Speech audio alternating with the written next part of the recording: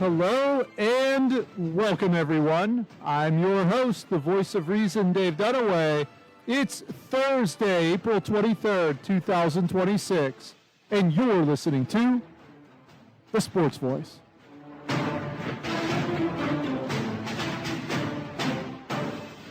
Hopefully everything is picking up well as far as the sound quality. As you can see, those of you watching right now on television, behind me, you can see we are in Pittsburgh. We're downtown Pittsburgh.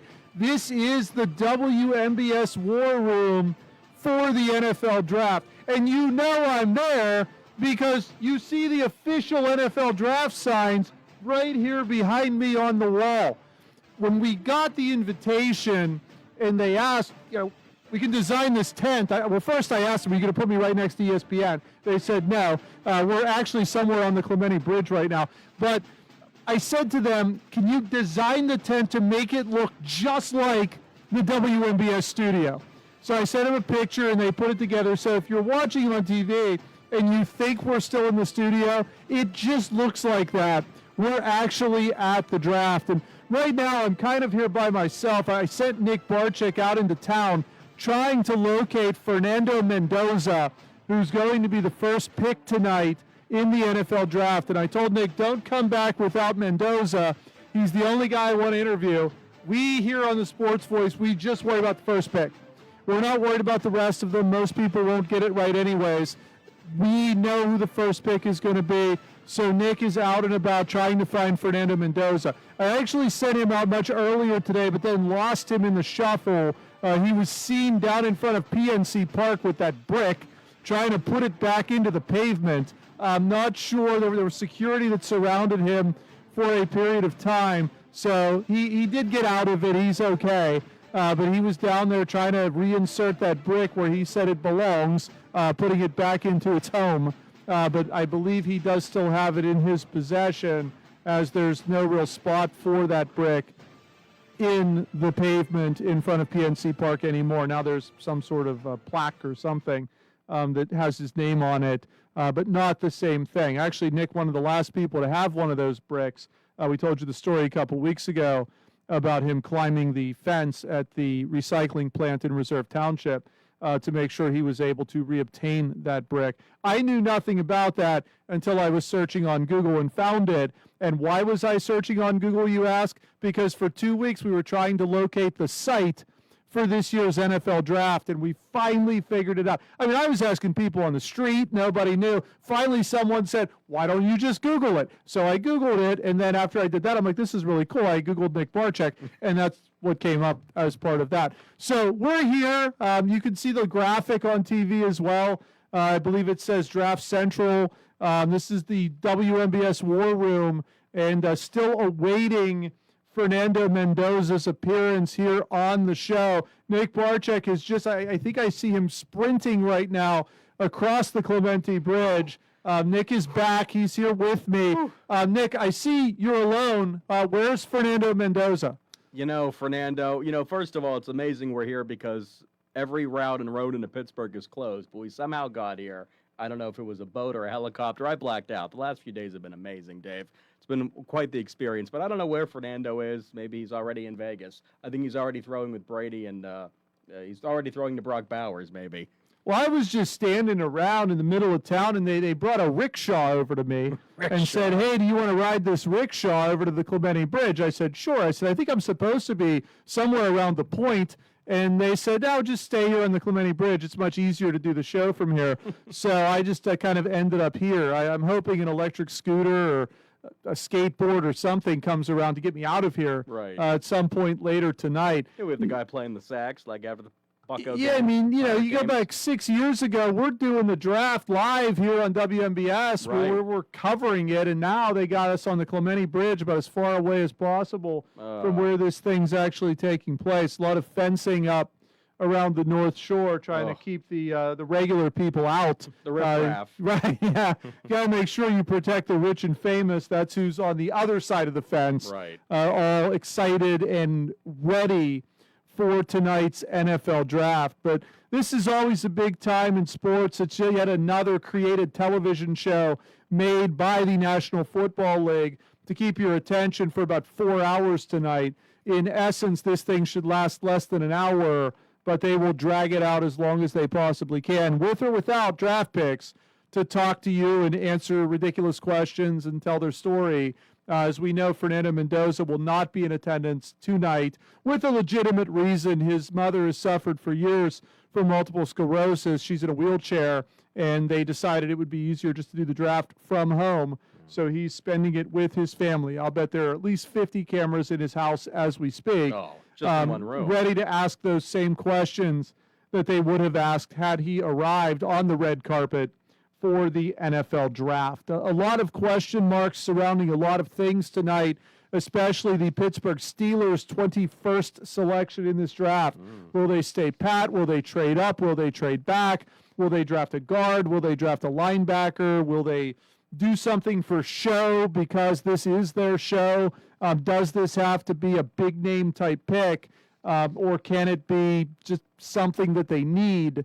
A lot to talk about here on the show today, revolving around the National Football League. And when I think football, I think April. You know, you almost have to put aside just about every month of the year, at least a week here, a week there, to talk NFL. You'd never know there are any other sports going on. Have you seen anyone walking around with a Penguin jersey or hat on today? Well, maybe not now. Ooh, I'm wondering, some of the guys on the roster may not be walking around with that stuff on much longer. The Pittsburgh Penguins down 3-0 to the Philadelphia Flyers. And honestly, when I sat here last week and said, when this ends, and it will, a lot of the emphasis is going to be on the goaltending. Stuart Skinner has been maybe the best person on the ice for the Penguins. I don't think he can be blamed for what's going on here, but Philadelphia definitely playing like the playoffs. The Penguins will not do that. They will not change their game. They're being bullied. They're being knocked around. And when Philadelphia does take a penalty, they do not capitalize on it. The Penguins struggling immensely to score goals, one of the leading goal-scoring teams for the season. But a lot of the knock on some of these players that don't really perform in the playoffs, we're seeing that first and foremost for this Pittsburgh Penguin team. It looks like a foregone conclusion at this point, unless it was the Penguins up 3-0 against the Islanders. Chances are they're probably not going to win this series. I guess the question comes in now, can they win a game? Game 4 in Philadelphia tomorrow. Can they pull that off and at least win one to look somewhat respectable? And then, of course, what happens in the offseason? What changes do we see made to this team? Only 2 players on this team under the age of 25. Philadelphia is almost the exact opposite. Philadelphia had no intention of making the playoffs this year. They were starting their rebuild. The Penguins really didn't have those intentions at the beginning either. They just chose not to start the rebuild. And now it's once again kicked down the road another year, where players that could have gotten some decent experience this year are now going to get their first taste of real NFL play next year, which doesn't look good for a playoff run or a playoff series win. Maybe if things would have been done a little differently. I understand why they weren't. I understand the excitement that jumped into the eyes of everyone associated with the Penguins, Crosby, Malkin, Letang. Good chance this is their last year together. I see why it was done. But in the end, it doesn't necessarily help the future of this team. And then there's your Buccos. Yeah, Bucco fever sweeping the city of Pittsburgh. The Pittsburgh Pirates, they look like they could potentially contend for a decent amount of time this year in the NL Central. They're only a game and a half out of first. They're also only a half game out of last.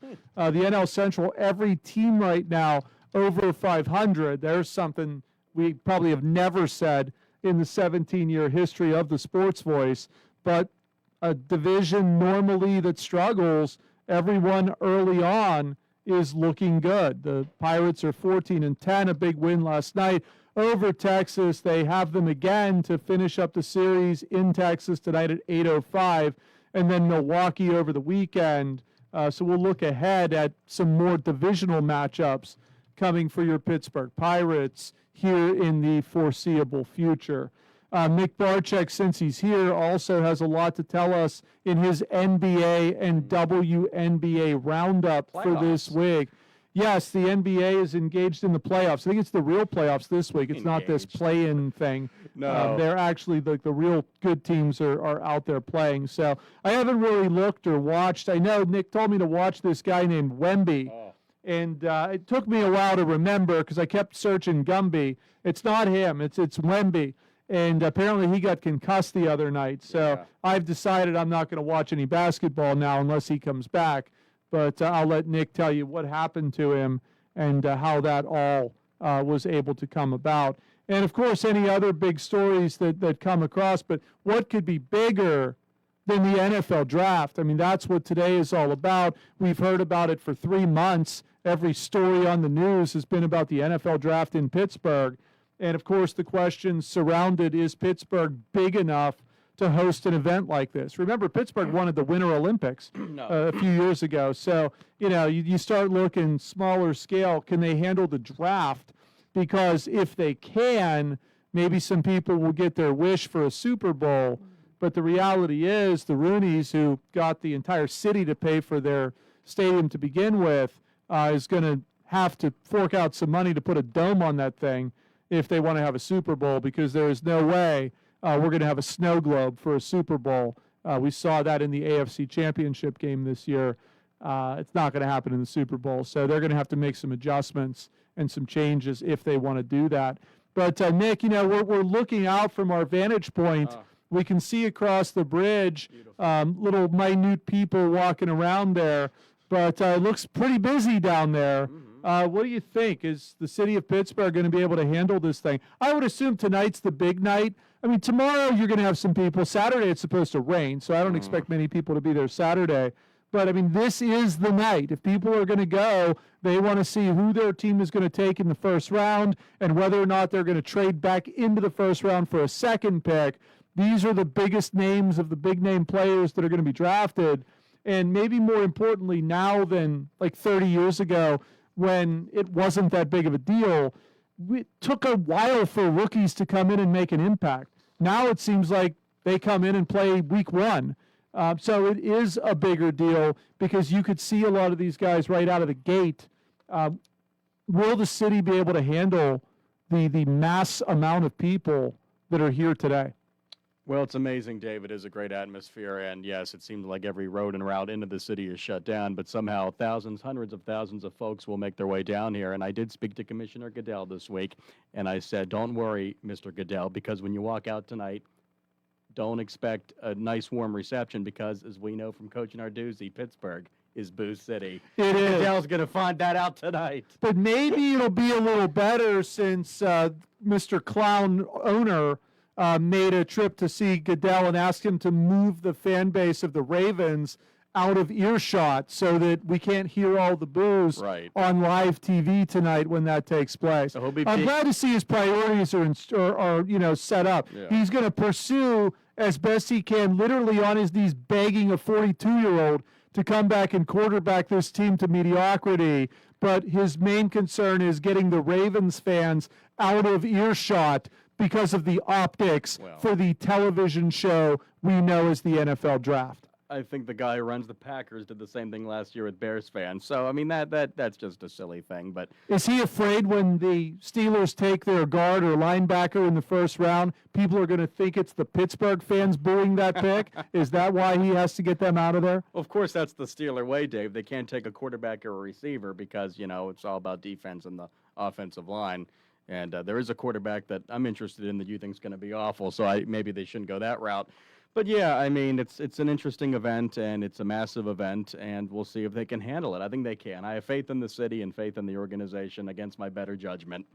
We talked for years about Mike Tomlin basically making all of the draft picks, and the Steelers came out and said, well, he doesn't make the picks. He just gives the final say on the picks. He has to okay them. So To me, that translates into he makes the picks. Right. I can't imagine Omar Khan spends a ton of time poring over draft boards trying to figure out who the best available is. He's counting time money. in and time out. He's counting money. He's counting to see how much money he has saved up, which for the Steelers normally is good news because they can't develop any young talent, so they don't have to save the big money for those guys. They can go waste it like Christmas on 42-year-old quarterbacks. And from what I understand, the reason why Rodgers is not signed is because he wants a raise based on the contract that he got last year. Big surprise. And the Steelers are trying to figure out once they're done here whether or not they have enough money to accommodate that raise. I think the Steelers will pick a quarterback somewhere in this draft. I don't think it'll be in the first round, but I think that regardless of how many quarterbacks are on the roster, that's sort of the MO for Mike McCarthy. He wants as many as possible, especially if there's not a clear-cut number one. And honestly, with Rodgers at the tail end of his career, the shakiness of Rudolph, the non-experience of Will Howard, there's clearly no number one quarterback on this roster. I would not be surprised tomorrow to see the Steelers take a flyer on one of those next tier quarterback prospects that are going to be in the draft. But we'll look at the top because the top usually is easier to pick and determine. Steelers don't pick till 21. That's what happens when you're mediocre and get blown out in the first round of the playoffs. We're not talking about any of these top guys with you. But as far as looking at what's going to go early, we already know the first pick in the draft. That's a foregone conclusion. We've heard rumors that trades were being offered up, and the Raiders basically said no to all of those offers. Tom Brady is part owner of this team. It was assumed that after a year of Geno Smith and Kevin O'Connell and, or not Kevin O'Connell, what's the, Aiden O'Connell. Aiden, whatever. And Sure he's Pickett and whoever else was up there, that they needed to get a franchise quarterback, and the only way you can do that is through the draft, as Geno Smith proved last year. You can't do it through free agency. So we know that Fernando Mendoza, the reigning Heisman winner from national champion Indiana Hoosiers, is going to be the first overall pick in the 2026 NFL Draft. Of course, they'll still come out and say the Raiders are on the clock, and they'll kill 15 minutes of time until they make this selection, even though everyone knows who it's going to be.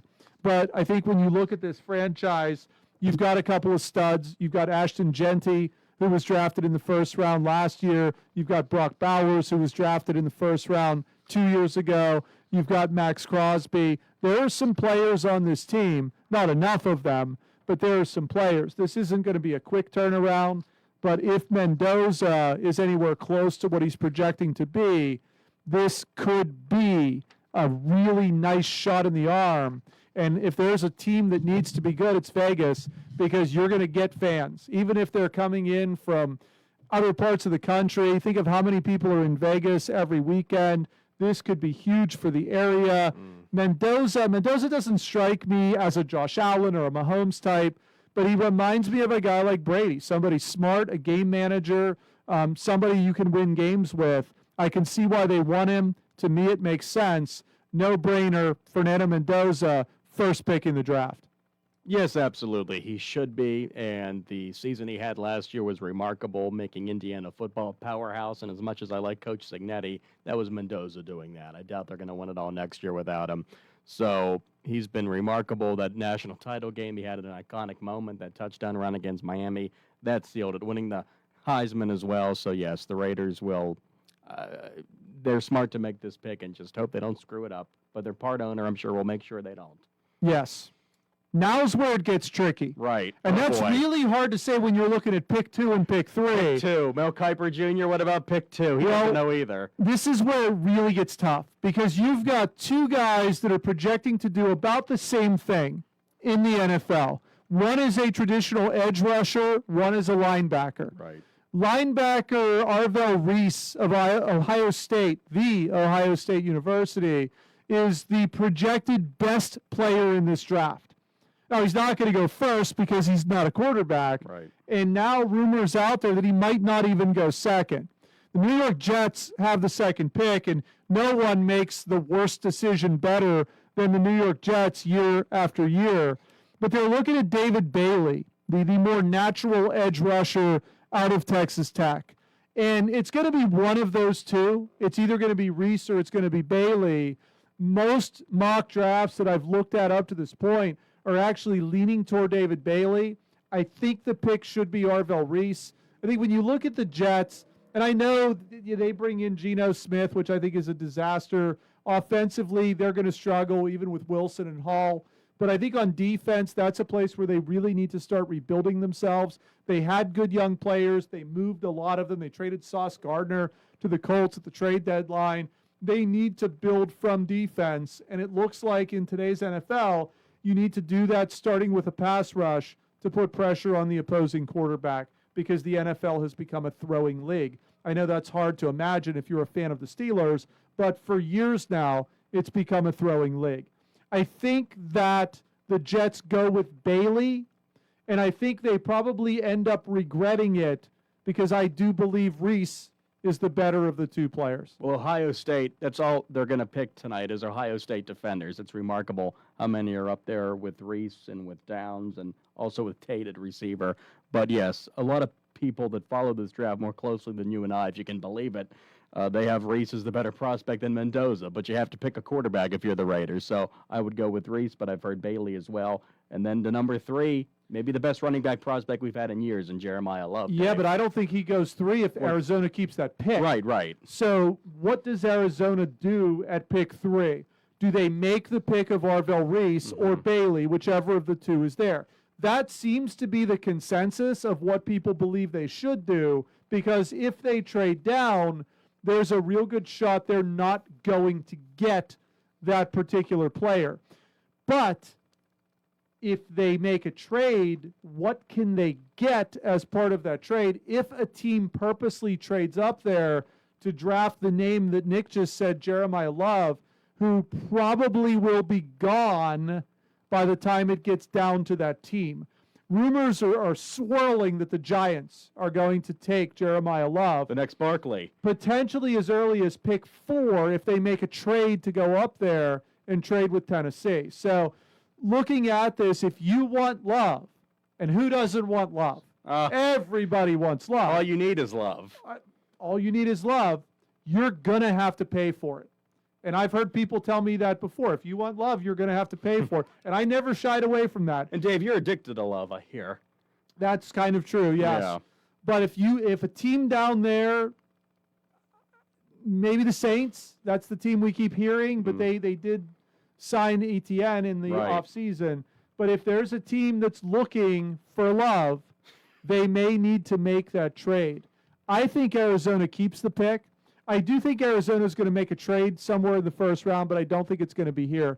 I think they keep the pick. I think they take Arvell Reese. I really wish Green Bay was worse because they could draft Love and Love could hand off to Love. So much love in Green Bay. Oh, that would be awesome. That'd be amazing. And then Mike Love from the Beach Boys could show up. Yes. That'd be amazing. A trio Double of the love. Kevin Love. He plays in the NBA. You don't know who that is. No. But no. Looking back at the draft, Love and look. In 2026, if you're taking the running backs have had a renaissance in the last few years with Henry, Barkley, a few others, but running back, the value of it's gone down. An MVP has not come from the running back position in almost 30 years. It was Marshall Faulk. So if you're going to pick a running back top 3, top 5, he better be really good. But everyone thinks this Jeremiah Love is really, really good. So then what do you do if you're the Giants? If Arizona passes, if Arizona takes the linebacker or the edge rusher, whichever one of the two is left, then you've got Tennessee. And Tennessee's going to draft the tackle from Miami, that Malagoa. Yes. They're taking him. So Francis. the Giants don't have to worry about them taking him, but the Giants have to worry about a team trading with them to maybe take Love. So do the Giants make this trade to prevent anybody else from interfering in their plans? Do they make that pick at 4, or do we see the tackle and then Jeremiah Love go sort of in order at 4 and 5? But I don't think there's a way the Giants pass on Jeremiah Love. No, they're still upset. They should be the front office, let Barkley go, and I would bring Love in, certainly. When you look at this draft, you're right. Magoa, the offensive tackle from Miami, we'll call him Francis because I can pronounce his first name. It's a lot of great prospects here in the meat of the top 10 that I'm looking at from a lot of these mocks, and I've looked at these mocks the last few days. But, the Giants, I would bet they take Love with that pick.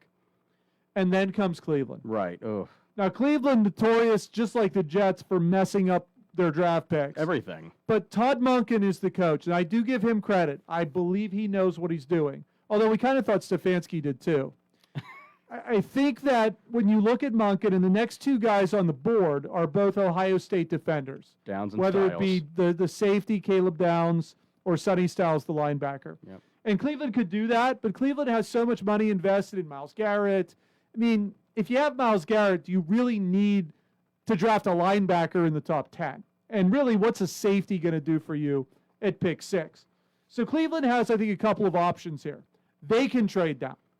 And then you start looking at teams that might want one of these two guys, or potentially the corner from LSU, who's there as well, Delane. You've got another edge rusher, a lot of defensive guys that are there. I think Cleveland is looking at a receiver. I think Cleveland's looking at Carnell Tate. I know Mekhi Lemon is projected to be the number 1. Yeah, not Lemon? Wow. I think Cleveland is looking at Carnell Tate. So does Cleveland take a chance and trade down, thinking they can get Tate and maybe get some draft capital added to what they have? Or do they make that pick at pick 6? Well, the Browns, I mean, taking Tate would be lovely because he plays in their state already, and I'm sure his agent's desperately trying to get him out of Cleveland. But yeah, everything I look at has Lemon as the number 1 draft receiver prospect over Tate in Boston, and I think there's a few others down at the bottom of the first round. But whatever the Browns do, Dave, I'm sure it will be the wrong decision. That's my analysis. That's almost a guarantee. Yeah. So you start working your way down. You've got Washington, you've got the Saints, you've got Kansas City sitting there kind of as a wild card with pick 9. Now, we know Kansas City's going to take one of the secondary guys. That's jarring to see them in the top 10, the Chiefs. Yes, but they also have no secondary. Right. I doubt that Downs will still be there, but Delane will probably be there. My guess is that's who they're going to take.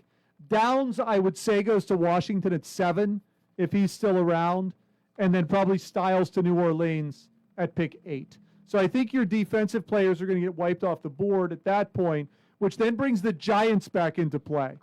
In my opinion, at pick 10, if the Browns take Tate, the Giants take Mekhi Lemon. If the Browns take Lemon, the Giants take Carnell Tate. But I think that's your top 10.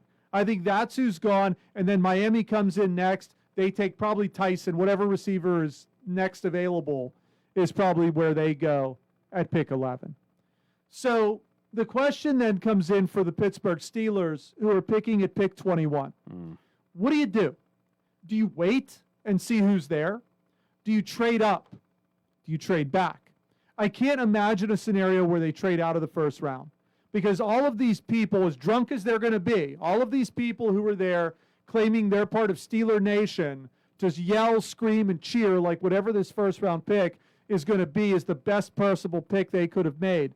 There is no way in Pittsburgh the Steelers are going to leave tonight without a draft pick, without somebody. So if they trade down, it's going to still be in the first round. Right. If they trade up, is it going to be to snatch a big name?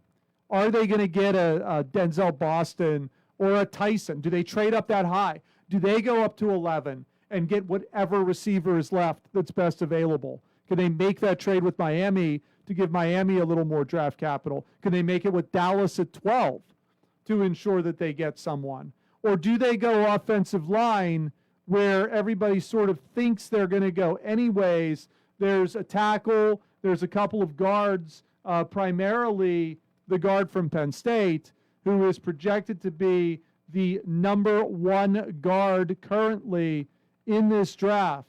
My thought is they're going to take offensive line. I'm not real excited about the kid from Georgia, this Freeling, even though he is huge. They're looking more at some of these others. But in the end, is that the decision? Is it going to be offensive line no matter what? We heard about the huge setback earlier this week to Broderick Jones. Yeah. You're missing a left tackle. You're missing a right guard. If they pick line, which one are they taking? Well, there's a lot of good offensive line prospects. 8 or 9 have been expected, maybe even 10 to go in the first round. The kid from Miami will go first, and then the kid from Penn State as well. Fano, for most boards, seems to be the number 1 prospect at offensive line from Utah. But there's also Proctor from Alabama, Freeling from Georgia, and there's a kid from Utah, another one, along with Fano. So a big offensive line draft for the Steelers at 21. Yeah, I would take the best available there on the line. So because whether it's a rookie, whether it's a 22-year-old or a 42-year-old Rodgers, you need protection for your quarterback because either your quarterback's going to be young and inexperienced or old and brittle. So I think O-line's the way to go. Well, the kid from Penn State, what's his name? Iwane? It's a very tough name to say. I've heard many pronunciations on it. I think it's Iwane. I hope Goodell gets it right. Hopefully. Mr. Goodell, get it right. He's right here. That would be my guess. But will he be there? You look at the experts, a lot of them have said they believe he's going to fall. Yeah. They also believe some of the other names that are being talked about may also fall. There's the guard from Texas A&M as well, that Basantis. They think he might still be there. The tackle, not me. I don't think Freeling will be there. I don't think Melgo will be there. Actually, Fano they have him projected like 4th right now. I've heard Fano's by far the best offensive line prospect this year. And there's a good chance he might be there. Right. So if they wait until 21, they may have their pick of either a tackle or a guard. If somebody comes off the board, do they trade up? And, let's not forget, there's still that receiver issue that they have. I mean, they have Metcalf and they have Pittman who they brought in, but there's really no one else. When you get beyond those two, you're down to your 5s and your 6s, all of the guys that they had last year. So whereas you might put out 2 options, I know McCarthy likes the tight ends. Rodgers doesn't. Do you really want to throw 3 tight ends out there again? So when you start looking at this receiving room, the name Denzel Boston has come up quite a bit, the big receiver out of Washington. But let's not forget Omar Cooper, who was the #1 target of Mendoza at Indiana. I think both will be there at 21. I think if the Steelers want one of the top 3, if they're looking at Lemon, Tyson, or Tate, they're going to have to trade up. But if receiver is what they want to do, there's also Casey Concepcion who might be there as well. Cyrus Allen from Cincinnati. A lot of analysts have him higher than they did as of late. Yes, but I think he might be gettable in the 2nd round if they want to wait. Right. But I think if they're going to go for the 1st round, it's got to be one of those options. So, I mean, what do? You're on your home stage. Oh. You've got the people there screaming, yelling. No matter what you do, they're going to be super excited. Do you try to hit the home run? Do you make the Hollywood pick? Do you trade up and bring home one of these top 3 receivers? Dave, I know you're already tearing up at the sight of the thousands of terrible towels we'll be twirling tonight. Nothing gets you more excited. Oh, I get thrilled when I see that. Especially knowing they're all going to be plants. Yes. Who are probably the only sober people left down there, who they're going to say, go sit down, wave this around, and when they draft that guard or tackle, you scream like crazy so that everyone out there watching thinks it's the best pick in the draft. Well, I was thinking of another P word, Dave. Not plants, but plastered. That'll be the other ones, yeah. Anyway, family show, I guess. But, yeah, I mean, we'll see what the Steelers do. They've had an interesting draft history, to say the least, the last few years. And at 21, I guess you could consider that nowhere land, no man's land. But they're definitely picking, even if they trade down, they have to make a pick tonight. It's their big night. I thought for a big pop they would just automatically take Simpson because that'd be exciting. A lot of people think linemen are boring, but maybe they do a receiver in the 1st round. That doesn't seem like the Steeler way, but the draft's in Pittsburgh. Anything can happen tonight. It's their big night. Anything can happen. There is more that I want to tell you about the quarterbacks because I know that's normally the big attraction to the NFL draft. So let's take a break. When we come back, I do think Ty Simpson will go in the 1st round.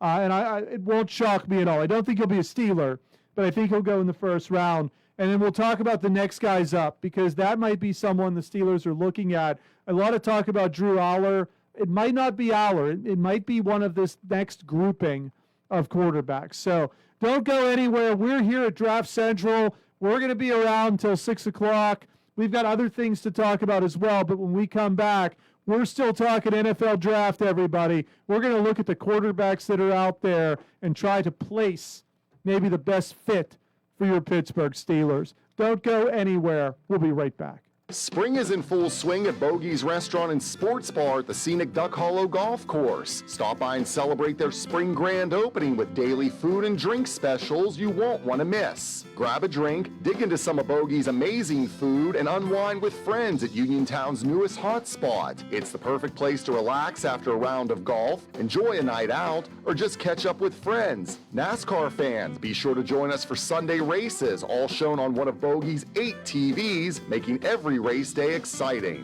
With warmer days on the way, it's time to start planning for the 2026 golf season at Duck Hollow Golf Course. Visit duckhollowgc.com to sign up for the newsletter and stay up to date on upcoming events, leagues, and season updates. Bogies welcomes you at 374 Duck Hollow Road, Uniontown, or call 724-439-3150 for more information. Bogies Restaurant and Sports Bar, where good times are always on par. Is your lawn getting shaggy? Weeds taking over? Maybe it's time for a full yard cleanup or fresh mulch and clean, crisp edges to bring your landscape back to life. Whatever your lawn needs, Z's Ground Control has you covered. They do it right the first time. Call 724-366-9150 today for your free estimate. Z's Ground Control. You grow it, we mow it. Zen's Antiques and Home Decor, a part of the Cinder Shack family of vendors where you can find both antique and new furniture, collectibles, housewares, gift items, including jewelry and candles, and so much more. Follow Zen's Antiques and Home Decor on Facebook for new items and information on upcoming events. Zen's Antiques and Home Decor in Building 2 at 3391 National Pike in Farmington. Zen's Antiques and Home Decor. That sneeze was in a different zip code, and I still felt the germs. Relax, Randy. I went to Montgomery Medical. I'm fully shielded. Like a flu shot? Flu, COVID, the works. If you haven't caught up on your shots yet, they'll get you sorted in minutes. It's basically a suit of armor, but with less clanking. Then do the double shot. After Montgomery Medical, head over to Renew You Medispa. I got their immunity IV drip. A Medispa? You relax, you hydrate, and you give your immune system a VIP upgrade. Montgomery Medical, a family tradition of family medicine. It's time to make your tax refund work for you at Clayton Homes of Bell Vernon. Now through April 30th, don't miss their Double Your Tax Refund event, where they'll match your refund up to $2,500 when you put it towards a new home. Find a home that fits your family, your style, and your future with the features you've been dreaming of. So what are you waiting for? Stop by Clayton Homes of Bell Vernon today at 4500 Route 51 and take advantage of this limited time offer. Some exclusions may apply. Mountaintop Title and Notary can handle all of your motor vehicle and PennDOT needs, such as titles, plates, renewal, registrations, and all notary needs. Tina Nicholson of Mountaintop Title and Notary can also handle ATV and boat titles and also does income taxes. Hours are Monday through Friday, 9:30 to 4:30, and appointments can be made for after hours and Saturdays. Mountaintop Title and Notary with a new location at 655 Nelson Road in Farmington, the only place you need to go for all title, notary, and tax work. Call Tina at 724-984-1514 for the most professional services around. WMBS.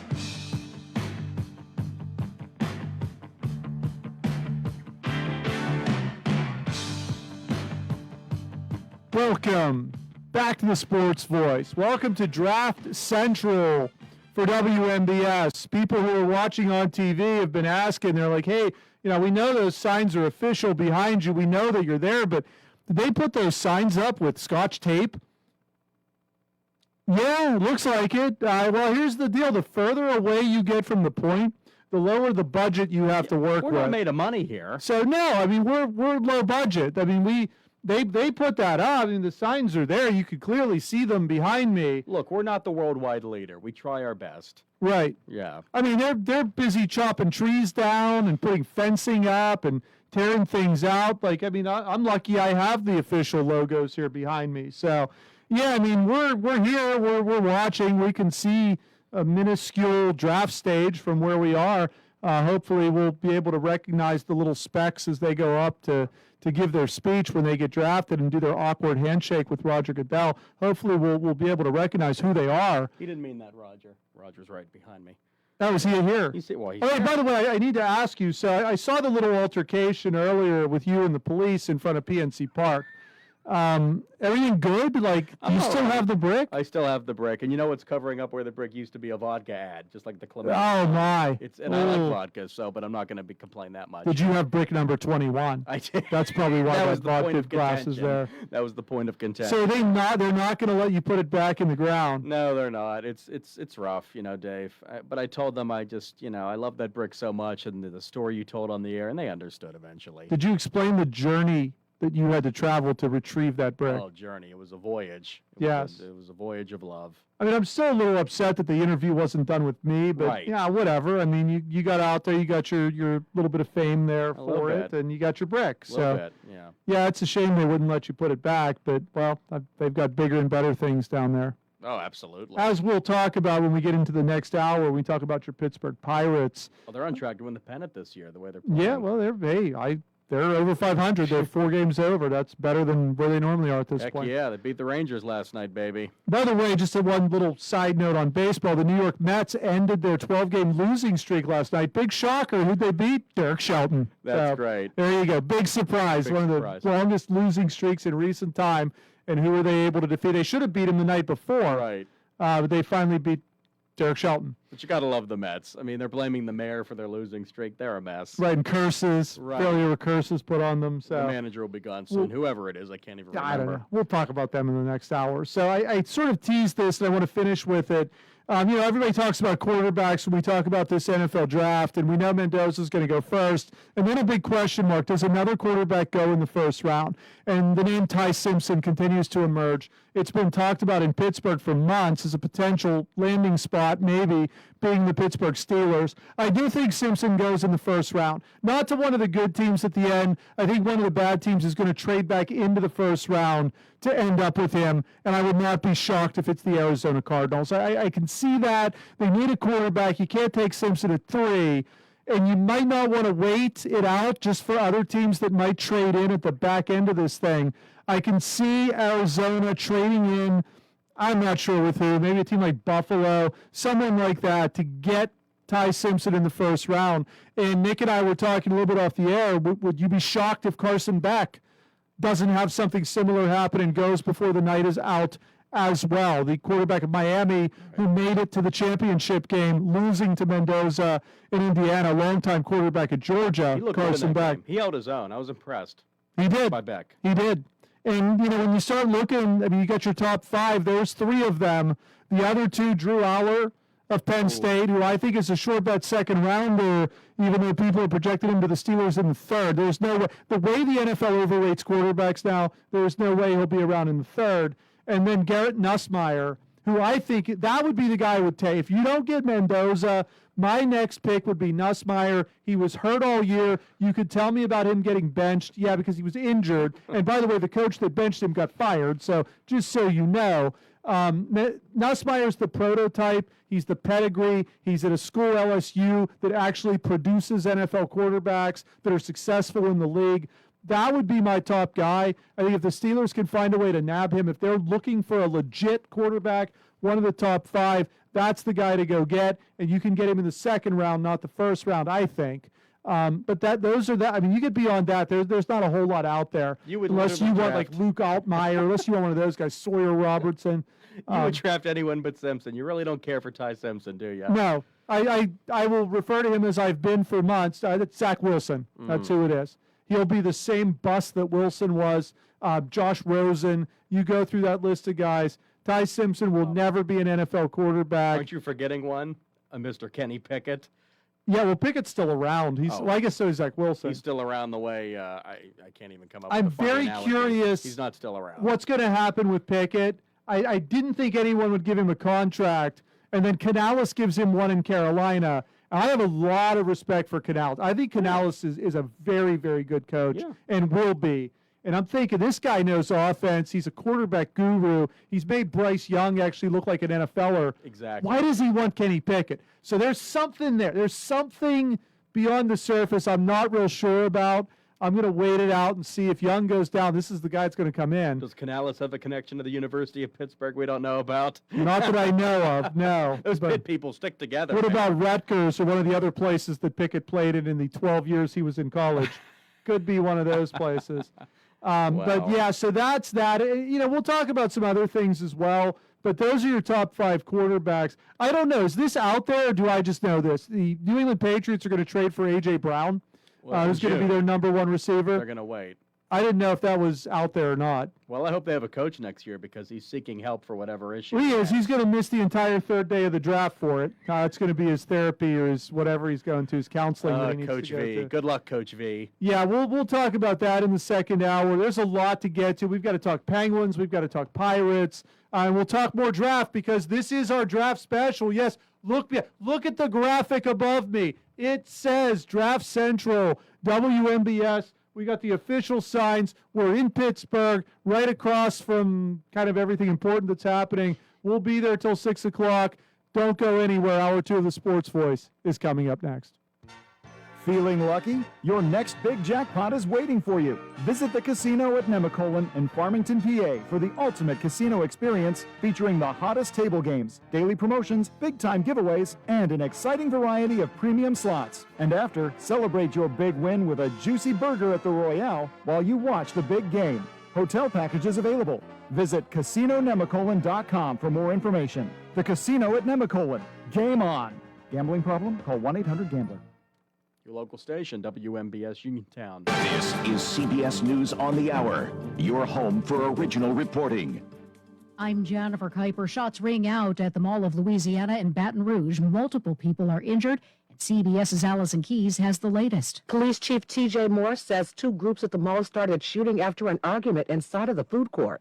We're going to run down every single lead that we can to get these people in custody. Mayor Sid Edwards says, To the thugs who did this, we're going to catch you. It's the second instance of gun violence in Louisiana this week. Allison Keyes, CBS News. As wildfires rage in southern Georgia, CBS's Skylar Henry is checking out the damage in Waynesville, where some residents did not have time to grab much, if anything, as the flames moved toward them. Everything is leveled. Cars, the homes themselves, there are structures that continue to show the devastation, and you see people's personal belongings, a stove, there's a propane tank, we've seen bicycles. Forecasters say more than 15 million people across the central United States are under fire weather alerts through tomorrow, as a combination of heat, dry air, and strong winds fuel risks of extreme wildfire behavior. The NTSB has released a preliminary report into the March 22nd crash at LaGuardia Airport between an Air Canada jet and a fire truck. CBS's Cammie McCormick. Federal investigators say the firefighter whose truck collided with the jet heard an air traffic controller warn stop, but didn't know who it was for. After that initial warning, the truck's turret operator heard the controller say Truck 1, stop. But by that time, the truck was already on the runway as the Air Canada flight was landing and speeding toward it. President Trump rules out striking Iran with a nuclear weapon. CBS's Linda Kenyon at the White House. President Trump often says Iran should never have a nuclear weapon and became visibly irritated when he was asked if he would ever use such a weapon to end the war. Why would I use a nuclear weapon when we've totally, in a very conventional way, decimated them without it? No, I wouldn't use it. A nuclear weapon should never be allowed to be used by anybody. The president added he won't rush to end the war, holding out until he gets what he calls a great deal. Linda Kenyon, CBS News, the White House. Pope Leo is urging the U.S. and Iran to return to talks to end the war. In a wide-ranging press conference on his way home from his trip to Africa, he also condemned capital punishment. President Trump's acting attorney general has signed an order reclassifying state-licensed medical marijuana as a less dangerous drug. Loyola Law School professor Lori Levinson on some of the impacts as a result of the change. Cannabis probably will be studied more for its medicinal effects, but it will certainly ease the tax burden on those businesses that are involved in cannabis sales. This is CBS News.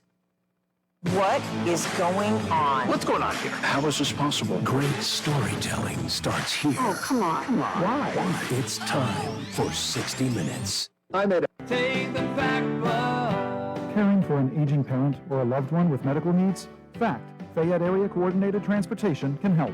Seniors 65 and older ride free on our fixed routes. People with disabilities get discounted shared rides. And if your loved one has medical assistance, their trips to doctors or treatment are covered under the shared ride program. Give them safe, reliable independence and yourself peace of mind. Call 724-628-RIDE or visit factbus.com. FACT, your community, your connection. In a busy household, everybody's online at once. Kids streaming, someone working from home, the whole house going full speed. Armstrong Fiber keeps up. Multiple users, multiple screens, zero slowdowns. This isn't a network built somewhere else and handed off. We engineer it, we install it, and we maintain it right here in our community. Because you're not a ticket number to us. You're a neighbor. Proudly local, fiber-powered. Armstrong, keeping you connected. Visit armstrongfiber.com. The New Orleans Jazz and Heritage Festival on this opening day. Over more than half a century, Jazz Fest has grown to feature a wide variety of music. From the Eagles to T-Pain, from Stevie Nicks to Lord, and our Louisiana's own Lainey Wilson and John Batiste. Producer Quint Davis says local flavors here too. From gospel to traditional jazz, Cajun and Zydeco, the daily Mardi Gras Indian and second line parades. More than 500,000 people attend the fest over 8 days. Dave Cohen for CBS News, New Orleans. U.S. stocks pulled back from their record heights. The S&P 500 fell 30 points, the Dow lost 180, and the Nasdaq fell 219 points. Tesla helped drag the market lower on concerns about how much it is spending to build factories. Stocks also took a hit after the price for a barrel of Brent crude to be delivered in June briefly jumped above $107. Jennifer Kuiper, CBS News. The award-winning local, district, and statewide news is being brought to you by Ultimate Structures, offering customized sheds, cabins, and metal buildings. Ultimate Structures is ready to design what you desire. Call today, 724-415-0020. Live from our studios in Pittsburgh, the Davis & Davis studios have moved to the north side. I'm Nick Barczyk. It's 5:05 on a Thursday. It's draft day in Pittsburgh. Can you believe it? And right now, sunny and 79. Beautiful night for this thing. And we'll get to the weather watch and the sports in just a bit. Good evening. I'm Nick Barczyk. The Fayette County Commissioners have filed an official protest to the proposed MARL transmission line project in Spring Hill Township. After reviewing the application of Next Era Energy Transmission, Mid-Atlantic, the commissioners said they believe the proposed deal will have an excessively negative effect on farmland and on scenic areas throughout Fayette County. They went on to say, Scott Dunn, Vince Facilities, and Harry Kaufman, that energy development is a priority, but agriculture and tourism must also be preserved, and the negative effects of the proposed project outweigh any benefit to Fayette. A third teacher at Laurel Highlands High School here in Fayette County is on administrative leave over allegations of inappropriate behavior involving a former female student dating back to 2009. This week, Superintendent Jesse Wallace said there are multiple investigations underway. Fayette County District Attorney Mike Auble said it's an active investigation and no charges are pending as of this week. State police received a child line report sparking the latest investigation and confirmed the teacher was placed on administrative leave as soon as the district was made aware of the claim. In March, criminal charges were filed in separate cases involving students against Martin Gaddy and Daniel Cervone. Gaddy was fired and Cervone resigned. The number of first-time filings for unemployment are dropping around Pennsylvania. That's according to the U.S. Labor Department, which says for the week ending April 18th, there were just over 8,000 first-time filings for unemployment in the Keystone State. The number is more than 2,500 less than the week before. Around the nation, the number of initial filings went up compared to the week before. And yes, live here at the draft, officials are sharing details on the safety policy for the NFL draft this weekend. The massive event getting started in Pittsburgh tonight. Those who are planning to attend are limited to approved clear bags, and there is a long list of items that are not allowed into the draft areas. Full details online at NFL.com. And the Jeopardy universe is expanding.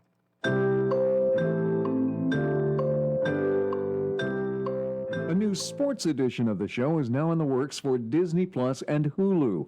ESPN Jeopardy will feature ESPN talent playing for charities of their choice with the chance to win a $500,000 grand prize. Monday Night Football broadcaster Joe Buck is set to host the series and will ask questions that focus on sports and ESPN content. A release date for the series is currently unknown. I'm Mark Mayfield. More next on WMPS. So what's the difference between the sheds I see in the parking lot of the big box stores and a professionally built and installed JDM Structures shed from Ultimate Structures? Good question. First, the manufacturer, JDM Structures, is one of the premier shed builders in business for 34 years. They use composite materials for the exterior with baked-on paint. This ensures you'll have an extended lifespan for your shed. And listen to this. 75% of Ultimate Structures orders are personally designed to satisfy the customer's needs. That's right. And the turnaround time for a custom designed shed is no longer than just buying a stock shed. Compare the roof designs, the superior piano door hinges, the quality of the wall panels, and personal customer service, you'll see. Come to the Mega Lot on Route 51 South, just outside Perryopolis. You need a shed? We can help. We design what you desire. Ultimate Structures. In sports, yes, it's finally here. The NFL draft at Pittsburgh tonight, round 1 getting underway at 8. The Raiders on the clock. They will take Fernando Mendoza unless something ridiculous happens. The Steelers have the 21st overall pick in the draft tonight. Rounds 2 and 3 tomorrow. Rounds 4 through 7 Saturday from the Berg. And we'll have coverage of it all weekend long on WMBS. In baseball, Pirates tonight against the Rangers in Game 3 of a series in Texas. On the air with that at 7:40 in the game at 8:05. Bucks looking to win that series. Braxton Ashcraft on the mound for the Bucks. They take on the Brewers on the road this weekend. Penguins down 0-3, desperate for a win. Their season will end if they don't win in Game 4 Saturday in Philadelphia against the Flyers, starting at 7 Saturday on WMBS. And on the way tomorrow, high school softball on the air. West Mifflin at Laurel Highlands. The Lady Mustangs in the playoffs for the first time in 13 years. They will take on West Mifflin tomorrow, wrapping up conference action in the regular season. On the air at 3:50 with the Sprouse Insurance Group pregame game at 4. C.R. Barada Group High School Sports Day on WMBS and on YouTube. And now the weather watch for all of southwest Pennsylvania. Sunny and 79. Beautiful night tonight for the draft throughout southwest Pennsylvania. Overnight low at 58 up to 82 Friday. The low tomorrow night 60. Only at 64 with thunderstorms Saturday. Then drying out Sunday. High at only 60 with the low down to 42. Then back up to 75 Monday. Thunderstorms Tuesday 72 and 68 Wednesday. Clouds and sun, but mostly sunny it looks like now. 79 degrees at 5:10 on a Thursday. Good evening. I'm Nick Barczyk from the Davis & Davis studios. And the Stock Report next, then the second hour of the Sports Voice with Dave Dunaway. More draft talk. Do you expect anything different? But we'll talk everything else as well. It's on the way next on WMBS. The local district and statewide news was brought to you by Ultimate Structures, just outside of Perryopolis on Route 51 southbound. Call them today at 724-415-0020 to find the shed, cabin, or metal building that meets your needs. Good evening. This is Angie Dank of Janney Montgomery Scott here in Uniontown, bringing you today's closing stock market report. The Dow Jones Industrial Average was down 179.7 points, closing at 49,310. The Nasdaq Composite was down 219.1 points, closing at 24,439. And the S&P 500 index was down 29.5 points, closing at 7,108. Among companies of local interest, Apple closed at $273.43, up 26 cents. Amazon, $255.08, down 28 cents. Cisco, $88.59, down $1.21. Boeing closed at $234.06, up $2.76. Caterpillar, $835.10, up $26.23.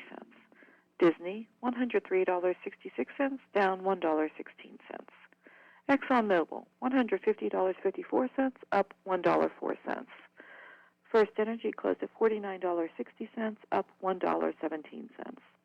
Johnson & Johnson, $230.63, up $4.53.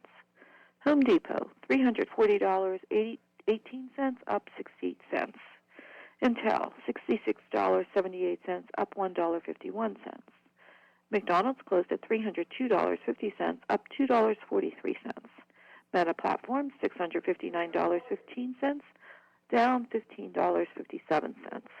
PNC Financial Services, $225.18, up 12 cents. Raytheon Technologies, $179.22, down $1.69. Rockwell Automation, $409.07, up $2.05. Tesla, $373.72, down $13.79. Verizon, $47.24, up $1.26. And Walmart closed at $132.03, up $2.05. Recapping, the Dow Jones Industrial Average was down 179.7 points, closing at 49,310. The Nasdaq Composite was down 219.1 points, closing at 24,439. And the S&P 500 index was down 29.5 points, closing at 7,108. From the Uniontown office of Janney Montgomery Scott, LLC, member FINRA, NYSE, SIPC, where we serve all of your investment needs, this is Angie Danko. Now is the perfect time to upgrade your outdoor area with a new fence from All Around Fence Company, conveniently located at 7896 National Pike, Uniontown. All Around Fence has been installing quality residential, commercial, and farm fencing for more than 45 years, offering residential fencing including chain link, decorative aluminum, steel, and more. All Around Fence has the fence for you.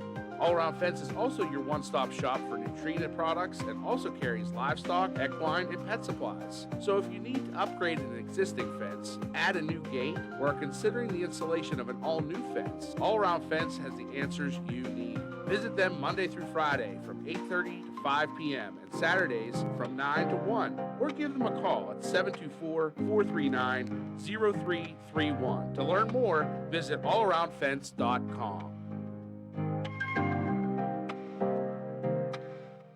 The wait is over. It's time to Manja. Manja featuring Delalo is now open at Live Casino. Part market, part cafe, Manja offers fresh, authentic pasta, pizza, hoagies, salads, ice cream, cocktails, and more made with Delalo's finest ingredients. Eat in, grab and go, or take home a taste of Italy from our retail market. Meet you at Manja featuring Delalo. Now open inside Live Casino, Route 30 at Westmoreland Mall. Gambling problem? Call 1-800-GAMBLER. It's time to make your tax refund work for you at Clayton Homes of Bell Vernon. Now through April 30th, don't miss their Double Your Tax Refund event, where they'll match your refund up to $2,500 when you put it towards a new home.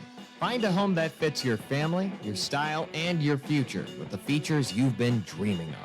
So what are you waiting for? Stop by Clayton Homes of Bell Vernon today at 4500 Route 51 and take advantage of this limited time offer. Some exclusions may apply. Bright Stripe, Bay County's premier asphalt seal coating professionals. Locally owned by Matt and Lexi George. Bright Stripe specializes in residential and commercial asphalt seal coating, also excelling in line striping and layouts, thermoplastic, and infrared asphalt repair. Bright Stripe has succeeded due to their commitment to quality work for 30 years. Bright Stripe, 724-437-6090, or visit bright-stripe.com. BRITE-stripe.com. Hi, this is Dave Dunaway, and I'm here to remind you that Franco's Golf Center is open 11 a.m. to 9 p.m. 7 days a week. Stop by and see Franco's facility on Route 21 west of Uniontown. Franco's service area includes a lighted driving range and golf pro shop. Even my game has improved thanks to golf lessons with Franco's PGA instructors. Franco's also offers full custom club fitting and repairs by certified club fitter Greg Franco. Franco's is open 7 days a week from 11 a.m. to 9 p.m.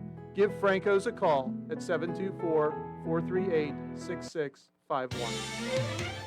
Your local station, 590 WMBS. I hear voices in my head.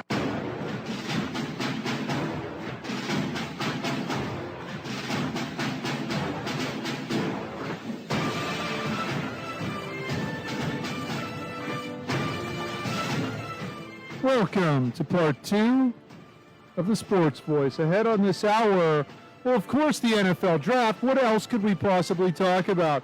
You can see the graphic. It's Draft Central. You can see the official signs behind me. You know this is the WMBS War Room. Who better to do the draft than two people who actually did it on radio during COVID? Myself and Nick Barczyk, live here in our WMBS Studios tent, somewhere in the middle of the Clemente Bridge. I can hear the cars like whizzing by us if we do this. I went out on break. I went to some of the little food trucks that they put out there for us. I know like ESPN gets catering and stuff like that.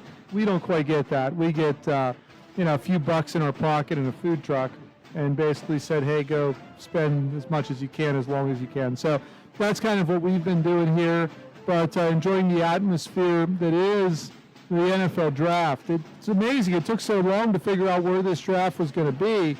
And then you find out and you show up and you can't get anywhere. It's all fenced off and you're basically treated like you don't matter because you don't have millions and billions of dollars like the people who are flown in here from all over the country.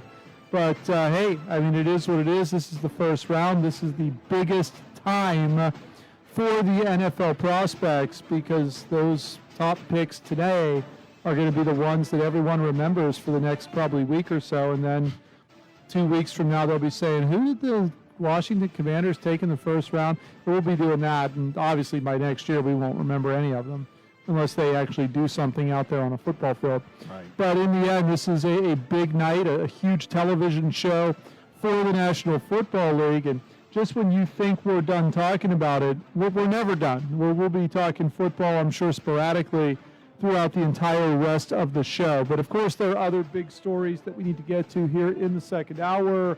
The Pittsburgh Pirates in action tonight. They're playing the Texas Rangers, trying to take yet another series. They did win last night in Texas. Another good performance by starting pitcher Braxton Ashcraft. And the bats aren't real consistent, but they're timely. I'll give them that. They hit when they need to. After striking out 3 times, O'Neal Cruz hit a home run in the 8th inning, which actually was the deciding factor of the Pittsburgh Pirates win. So we've got some things to talk about with the Pirates, but it's hard not to start with the Pittsburgh Penguins. I mean, this is about as disappointing as it could get. I think going into the series, everyone was confident that the Penguins would win this in 5 or 6 games. The people that were the most pessimistic were saying, well, maybe 7.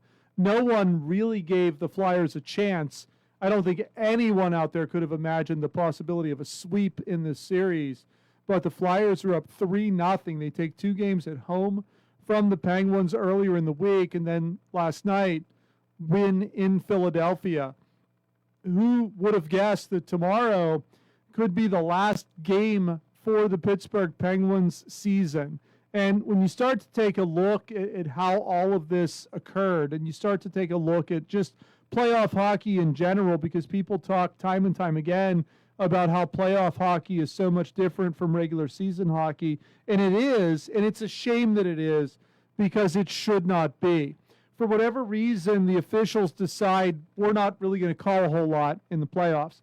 And the rationale behind it is, well, we'd be blowing the whistle every second. Well, hey, if it's a penalty, then you should be blowing the whistle because it's not something allowed to be done in an NHL game. Whether it's regular season, preseason, postseason, a penalty is a penalty and should be called as such. Maybe if you actually called them, that would prevent a lot of these teams from taking liberties. And of course, I said it last week, if there's a team that's going to do it, it's the Philadelphia Flyers. Not just because of the reputation, not just because of the history and the Broad Street Bullies and this and that and whatever else, because the Philadelphia Flyers, maybe more so than any other team in the playoffs, is the one team that probably should not be there.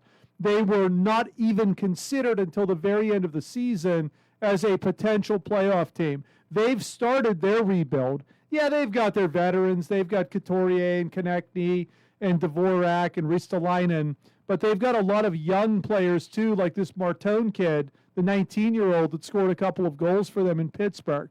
So Philadelphia is starting that process. Pittsburgh claimed going into the season they were going to start that process. They put a lineup out there on opening day that was mostly filled with veterans, and it hasn't changed since. And I get it. You start to win games. You're projected to be one of the bottom 5 teams in hockey. All of a sudden, now you're a perennial playoff team.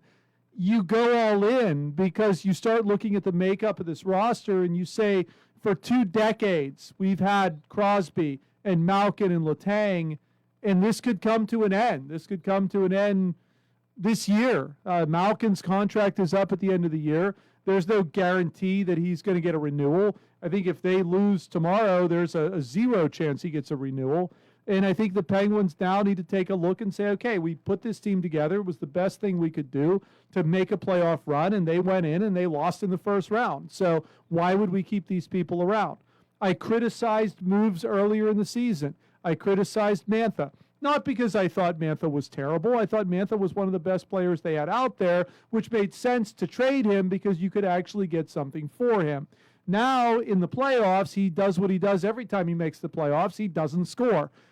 Big game situations have been tough for him, even though he had 30 goals this year. So you take a look at that, and the bigger issue with Mantha isn't the fact that he's still there. It's the fact that he's on an expiring contract. He's going to walk at the end of the season, and they're going to get nothing for him. They're not going to re-sign him. They're not going to give him a 5-year deal that's going to give him double-digit million each year. They're not going to do that, and they knew that going down the stretch.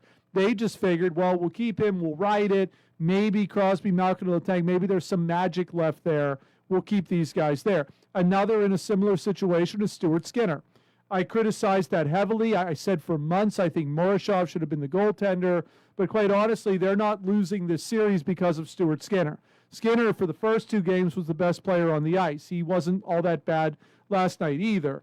They're not scoring goals. They're not capitalizing on the penalties that are called against Philadelphia, and they're allowing games to basically turn into a scrum because that's what it looked like yesterday. When they tried to fight back, clearly you could see the NHL has different thoughts and different ideas of what the playoffs look like, and the Penguins just will not adapt. They wouldn't do it under Sullivan. They're not doing it under Muse, and Muse has been grossly outcoached this entire series by Rick Tocchet. And I know Tocchet was sought after by the Penguins, and I understand. He's loyal to Philadelphia. They drafted him. They brought him into the NHL. I get it. I understand.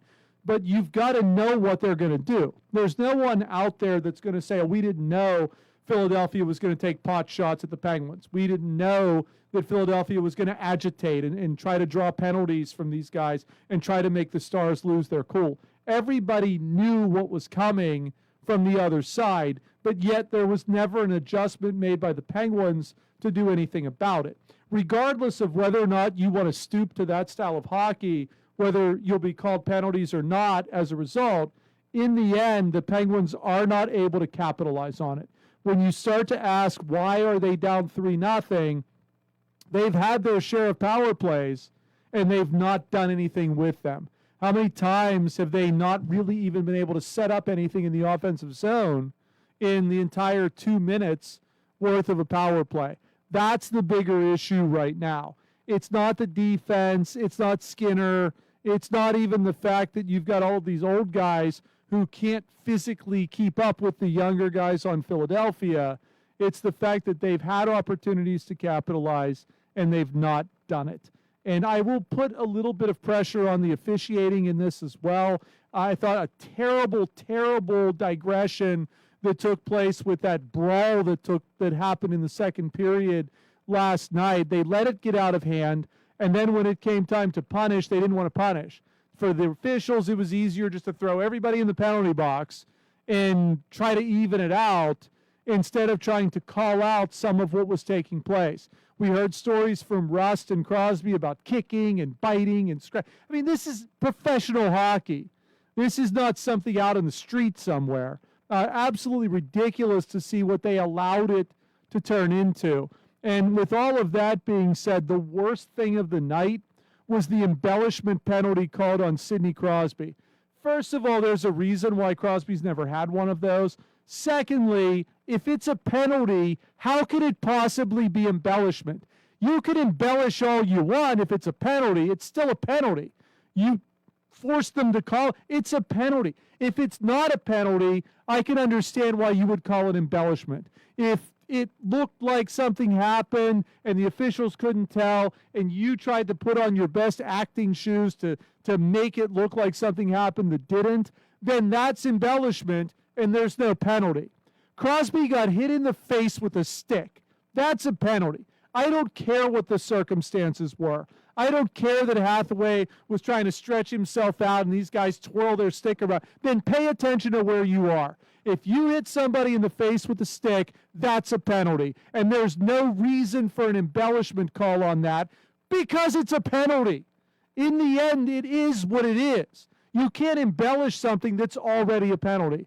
And the fact that the officials evened that up is an embarrassment. It's laughable, and it's why people turn on the NHL during these playoffs and think it's an absolute free-for-all compared to what you see in Olympic hockey or even some of what you see in the regular season. It's a huge injustice that's done to the stars of this game. There's no bigger star in hockey right now than Sidney Crosby, and it's unbelievable that the officiating embarrassed themselves by making a ridiculous call like that on something that was an actual penalty.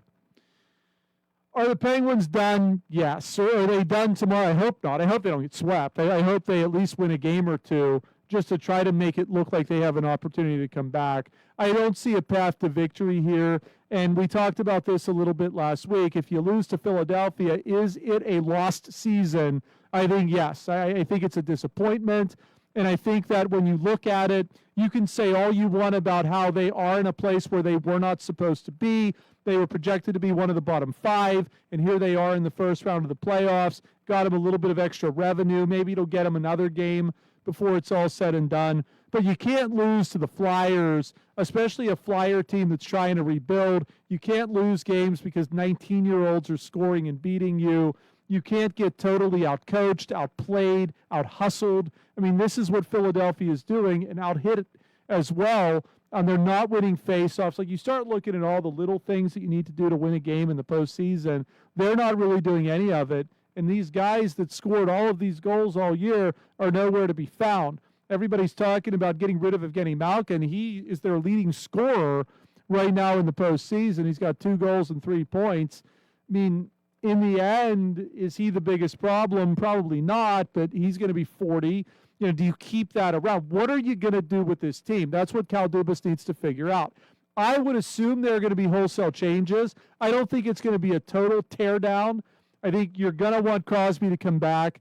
Letang's there for 2 more years. He's not retiring. Everybody's talking, well, maybe he'll retire. Maybe he's not going to retire. With all the health issues that he had, he's not going to throw away $12 million and retire. It just isn't going to happen. He'll be there the next 2 years, and I doubt they will put him up in the press box like they did with Kevin Hayes this year. So he's going to be out there. And look at where he is this year. It's not going to get any better next year. If you bring Malkin back, you're basically just tying this albatross to this team for yet another year where you're going to be older, you're going to be slower, and you're not going to be able to compete in the times that matter most. Then you look at Rust, you look at Carlson, you look at Raquel. Are you going to bring all of them back? Chances are probably, because Crosby's going to want them all back. So how do you fill a roster beyond that? If you say, well, hey, we're going to bring up some young players, where are you going to put them? Your top 6 is already full. Your defensive pairings are already full. You're going to bring up these prospects and put them on the 4th line? How'd that work when Sullivan did it? These are top 6 guys that you're going to say, hey, we're going to put you on the 4th line. You got to check and you got to do things like that. These are guys looking for opportunity to score goals. And I'm talking about McGroarty. I'm talking about Koivunen. I'm talking about guys that we've seen this year, plus Kindle and whoever else. Mantha will be gone. We wonder about Brazo. We wonder about Novak. Like, when you start talking about, well, who's going to be the wholesale changes here, Ashari is probably as good as gone. I think Lizotte comes back. I think probably Dewar comes back. Soderblom's there. Chinakov's still around. But there's only so many spots.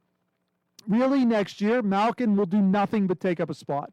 It's just kicking the can down the road one more year to getting better young players in there to try to build for the future. I think Murashov comes up next year. I don't think it's a platoon with Shelovs. Maybe it is at first, just to get Murashov acclimated, but that could have happened this year. If they would have traded Skinner at the deadline like they said they were going to, then you'd have had Murashov up potentially for the postseason. Get your feet wet. Even if you lose, they're losing now. There's a real good chance they're going to get swept by Philadelphia in the first round. How much worse would it have been with Murashov in there? Well, you're going to hold back his development. Seriously? You're going to let him tear it up at Wilkes-Barre all year and then come up and do what next year? Just get greeted by NHL hockey? It should have been a little more of him this year. He is your goaltender of the future. He is the future franchise of this team, unless they find a way to draft somebody, because when Crosby goes, I don't see a top star in the NHL offensively or defensively on this team.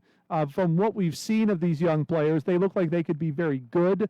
I don't see anyone that shows signs of greatness in the National Hockey League. I think when you start looking at moving forward, the faster they go young, and if they lose, they lose. That gives you a better opportunity to bring in other young players. They've got a ton of draft capital. I would try to take them and sign restricted free agents with that. guys that have already established themselves in the NHL. They need to get younger. They need to get faster. I said this back in 2013, 14, and 15, and when they finally listened, they won 2 Stanley Cups. Same thing here. They're getting outskated by Philadelphia. They're getting out-hustled by Philadelphia. They're getting out-hit by Philadelphia, and the fundamentals they're getting beat on at every step of the game by Philadelphia. They need to figure out a way to adapt to what the rest of the NHL is doing with these younger, faster players, because their old guys are a whole lot slower than everybody else's old guys. And until that fixes itself, you're looking at a situation that you're in right now. Did they have a great regular season? I don't know. What do you count the loser points as? Because when I look at that record, it's 41-41. You look at it as 41, 25, and 16, but how many games were lost in overtime? How many games were lost in a shootout that could have been won, that probably should have been won? Of those 16, I think 13 of them were shootout losses. And they said, well, who cares? We don't play shootouts in the playoffs. Yeah, you're not winning there either. So in the end, you're a 500 team that now is in the playoffs, losing to another 500 team in Philadelphia. And what are you really getting out of it? What are you gaining here?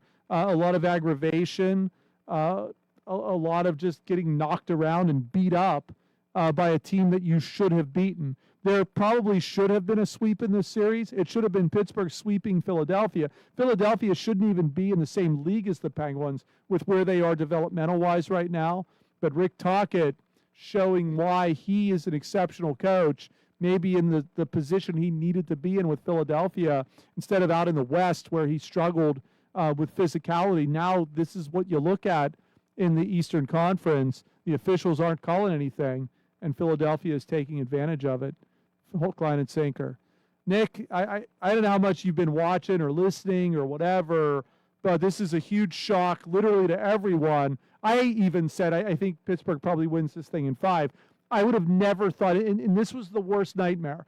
You don't want to lose in the first round, but you certainly don't want to lose to Philadelphia. Is this a lost season, and where do they go from here? Well, lost season, I mean, when you're expected to be a lottery pick and you make the playoffs, I'm not sure if that's a lost season. That's exceeding expectations. But did they take a step forward? No. But did they take a step backward? I don't know. I mean, it's a very awful end of the season if you lose to the Flyers, which they will, or get swept, which is potential. But first-year coach, I mean, we're talking Dan Hughes and Kyle Dubas being coach and executive of the year, respectively. So I don't know how bad of a year that can be. But development-wise, I don't know where they go from here. They have a nice mixture of, I mean, what did you say, 2 players under 25? 2 players under 25. And one's 19, so that really resets the And they've leaned heavily on the veterans. Yeah, so you think they have a nice mix, but maybe they don't. The Flyers, you're right, where they are in their development, they should not be where they are in the series, but they've played really well, even if they're played dirty. Goalie's been awesome. So, yeah, it's very disappointing. Not just to lose, but to who they're losing to and the way they're losing. So I don't know what this means for next year, but this is a very, very sad way unless they come back dramatically in the series. And you watch this, and even if they do, they've got no shot in the next round if they could somehow find a way to win 4 in a row here. Carolina or Ottawa, right? Right. So, yeah. Which Carolina's up 2-0, so that's not but it's not a surprise. It's the best team in their division against a wild card team. Not a shocker in any way. Buffalo and Boston in action tonight as well. That series is tied 1-1. You know, you start looking around the NHL playoffs, and there are great teams that are there. Colorado plays tonight. They're probably the best team in hockey right now. The odds-on favorite to win the Stanley Cup. You start looking, even a team like Anaheim got a win last night against Edmonton. So teams step up. They show up. The Penguins haven't showed up. I think that you can blame Philadelphia for a lot of things. You can blame the officiating for a lot of things. But in the end, you've got to blame the Penguins because they've had opportunities. They've not capitalized on them. And you see where they are as a result, down 3-0. I did spend a little bit of time. I know you weren't here. I assumed you were out either trying to get me a Mendoza interview or messing around with that brick. But I'm sure you saw it, even if you didn't get to watch it live, the embellishment call last night on Sidney Crosby. Nick, that was an absolute embarrassment that they would call something like that. Just once again, the disregard that the officials in this sport have for the Stars. Yeah, it's rough. In the playoffs, that's your showcase event, and yeah, it's rough. I mean, it looks like backyard hockey, not the NHL, and they have to change that, I think. Unless if there are a segment of fans who like that, I can't imagine. Maybe there are, but I don't think they're not the majority.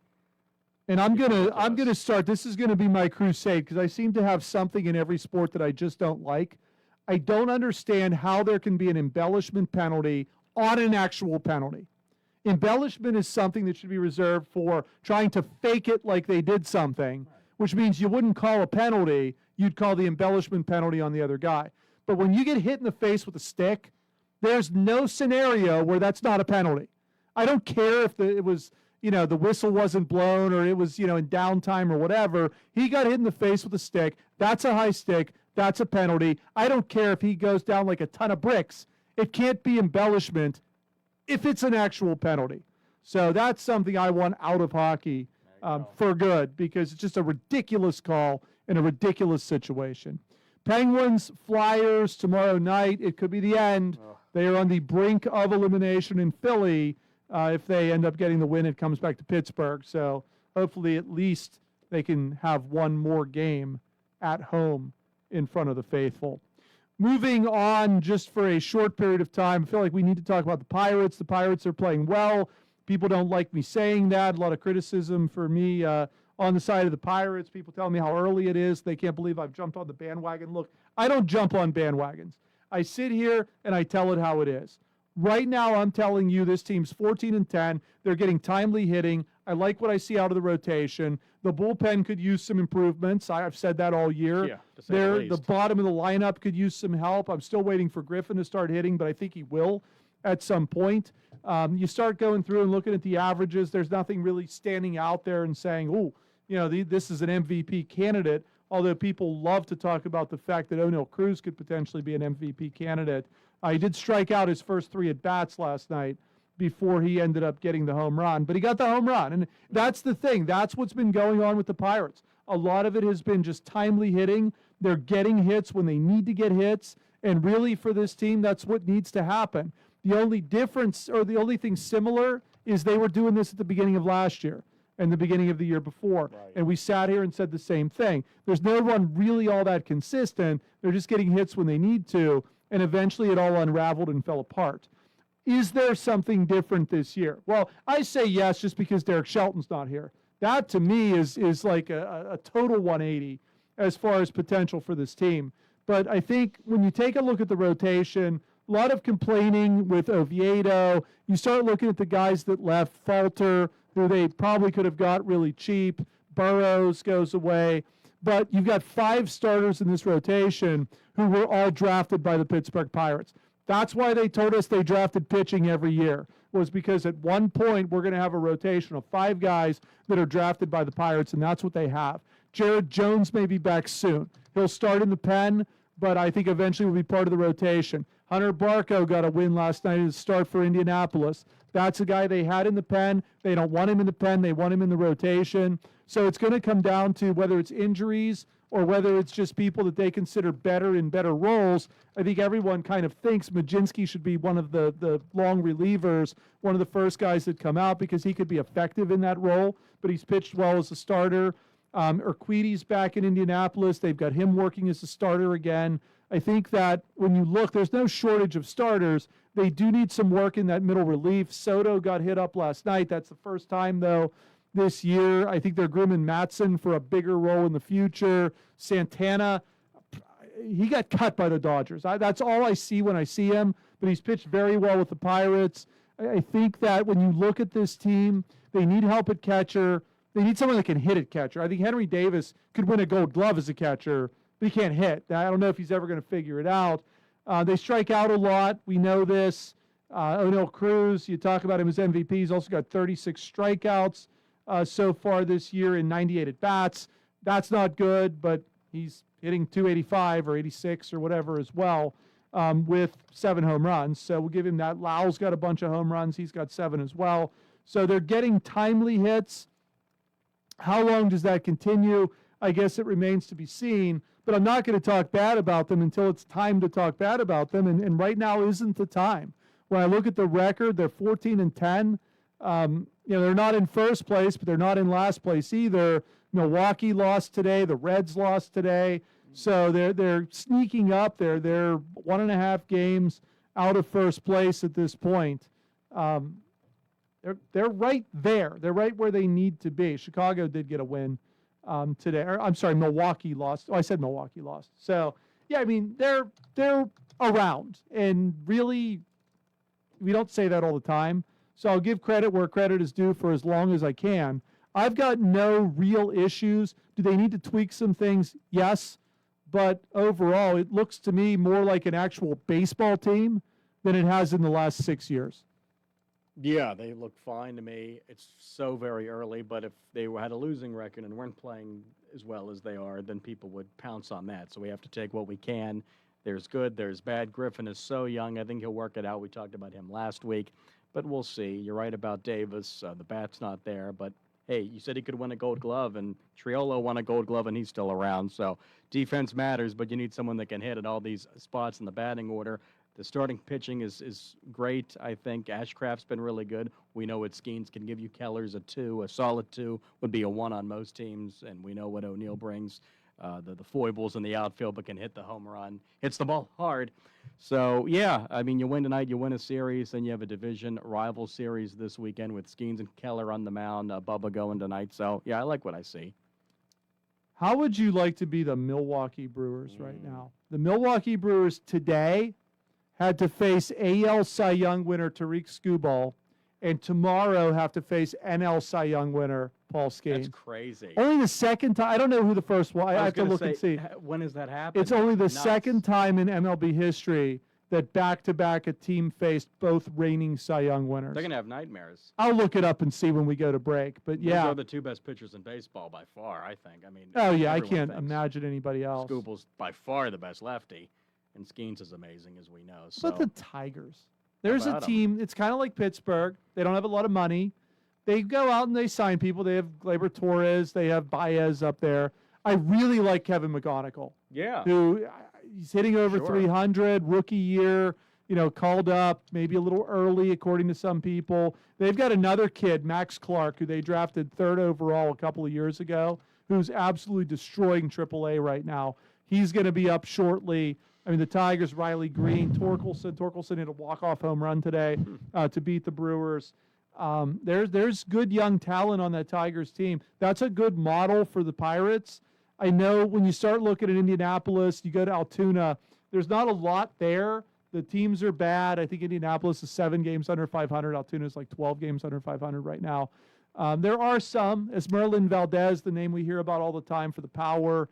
The password, Justinson Garcia, is on the injured list right now. He was almost batting 100, too, when he went on that injured list. Can we call it the password line instead of the Mendoza line? I didn't like that trade when they made it. No. He got called up to the Red Sox for a cup of coffee last year, and I don't think got a hit.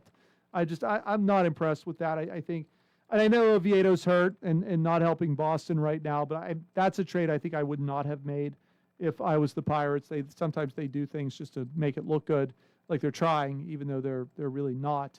But yeah, I mean, there's some good young players. J.J. Weatherholt, who plays every day for St. Louis, the West Virginia product. WVU zone. Yeah, I mean, Justin Crawford, Carl Crawford's kid, who's playing for Philadelphia. That makes me feel old. And then Sal Stewart in Cincinnati, he's got 7 or 8 home runs, tearing it up. So the younger players in baseball seem to be getting there and producing early. I think it's only a matter of time for Connor Griffin. He's younger than all of them. Don't give up on him. And there's nothing for him to prove at Indianapolis. Let him ride it out. Let him figure it out. Let him work through it. We're going to take a quick break. When we come back, we're going to do the NBA, WNBA roundup. And, of course, we're going to wrap up with what else? You see it behind me, the NFL draft. Don't go anywhere. Really? What is all this junk? It's not junk. This is important stuff. Those tools were Uncle Alvin's, and those boxes over there are my old sports memorabilia. Uh-huh. Sure. You've never used any of those tools. Some of those other boxes have like an inch of dust on them. Listen, it's spring cleaning time, and I want it all gone so I can actually park the car in the garage. You know, use it for what it's made for. But we don't have any space to... Oh, I know we don't, Jake. But renting storage space is a lot cheaper than divorce. Don't get divorced. Call Hopwood Storage Units. They have the space you need to free up the garage or that overflowing spare bedroom, and, most importantly, keep you out of divorce court. Offering 3 different sizes at affordable rates, call Hopwood Storage Units today at 724-984-5238. Hey, you looking for a quality pre-owned vehicle? Well, look no more, because with over 200 vehicles, Gary's Auto Sales is the largest used car dealer in the area. Whether you want a car, a truck, or an SUV, you'll absolutely find what you're looking for at Gary's. Gary's has been in business since 1974. You can visit them online at Gary'sAutoSales.com, or you can give them a call at 724-626-8080. Gary's Auto Sales. Many miles, many smiles. Join WMBS Saturday mornings at 8:15 a.m. for the Master Gardener Show with Bert Sessler from Penn State's Master Gardener program. The weekly program will take you through the growing season, from planting your garden, preparing the soil, starting plants from seeds, through to the planting of vegetables, herbs, annuals, and perennials, to the fall harvest of vegetables. Our Master Gardener program is being brought to you each Saturday by Miller's Greenhouses and Flower Shop, Route 119, Smithfield. If you're ready for a dental makeover or in need of basic dental care, the office of Dr. Mark Rabatin is right for you. Dr. Rabatin uses the latest advancement in the industry to achieve comprehensive care that will preserve your smile for years to come by providing general dentistry services. Call today to schedule your appointment at their modern office, located in the Fayette Business Park, 724-437-4991, for the fine art of dentistry. When you are looking to make some extra cash for your aluminum cans, visit Cherokee Recycling, where aluminum can is king. Cherokee Recycling is open Monday through Friday 9 to 4:30 and Saturdays 8 to 12 noon, closed Sundays and holidays. Give Marcus or Rags a call today, 724-439-3228 for Cherokee Recycling, where recycling makes the most sense. WMBS.